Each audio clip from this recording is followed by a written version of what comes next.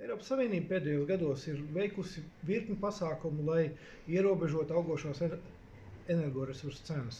Proti, ir noteikti gāzes cenu griesti un ir veikti dažādi mēģinājumi reformēt elektrības tirgu. Mēs jautājām Klimata un enerģētikas ministrijas valsts sekretārai Līgai Kurevskai, cik sekmīgi viņas prāt ir bijuši šie centieni. Jā, labdien! Šajā brīdī pati elektroenerģijas tirgus reforma vēl nav apstiprināta. Tā ir izgājusi likumdošanas ceļu tik tālu, ka ir nonākusi pēdējā solī saucamajos trialogos. Tas ir tas solis, kur komisija diskutē ar Eiropas parlamentu un meklē šo te gala redakciju. Tas, kas ir būtiski par tirgus reformu, lai gan tiešām tas brīdis, kurā viņa tika uzsākta, bija tiešām cenu šoku brīdis. Un idejas un virzieni sākotnēji bija ļoti dramatiski un drastiski. Sākot ar tirgu nodalīšanu, kur noteiktu vienu cenu tiem, kas ir veidot no atjaunīgiem resursiem, otru cenu tiem, kas ir no fosiliem resursiem. Tad idejas par cenu ierobežošanu maksimālo. Tad gala rezultāts, manuprāt, ir vērtējams kā daudz samērīgāks, jo tas respektē to, ka 22. gads bija gāzes cenu šoka rezultātā radīts ārkārtīgi augsts elektroenerģijas cenas, un īstermiņa šokus ar ilgtermiņa izmaiņām nevajadzētu jaukt.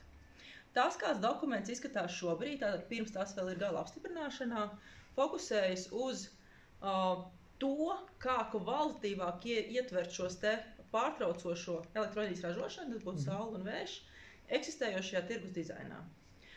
Tas ietver lielāku fokusu uz ilgtermiņa līgumiem, saucamajiem PPA, Power Purchase Agreements, jeb fiksētiem ilgtermiņa līgumiem, un saucamiem CFD, Contract for Difference, kas ir kaut kādā mērā līdzīgi tai sistēmai, kāda Latvijā bija ar obligāto iepirkumu.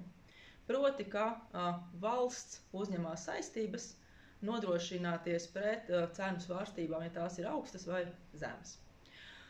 Šie risinājumi Latvijā ir pieņemami, bet tas, ko gribētu uzsvērt šajā tirgus dizaina reformā, ir Latvijas un Baltijas intereses īpaši aizstāvoši elementi saistībā ar sinhronizāciju, kurus esam iestrādājuši kā atkāpes no vispārīgām normām, lai samazinātu elektroenerģijas izmaksas un uzlabotu mūsu tehniskās iespējas, pārslēdzoties no esošā šī te sinhronā loka un pievienojoties Eiropas vienotajam tīklam. Par kādām atkāpēm no parastajām normām ir runa?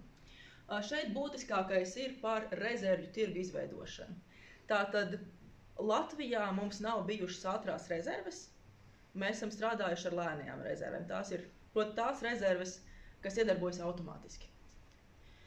Ir milzīga atšķirība, vai mēs piemērojam Eiropas tirgus regulējumu brīdī, kurā jau eksistē tirgus, uz esošu vēsturisku tirgus, līdzīgi kā mēs gājām no centralizētu uz liberalizētu tirgu, vai mēs uzliekam šīs pašas konkurences prasības situācijā, kur tirgus vēl nav.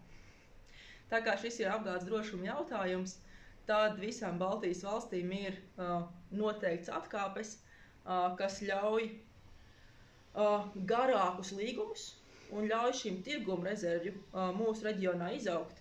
Un tad, pēc pārējais perioda, mums būs tās pašas prasības, kas visiem. Vienkārši, lai mums nolīdzinātu prasības. Cik ilgu pārējais periodu prognozējat?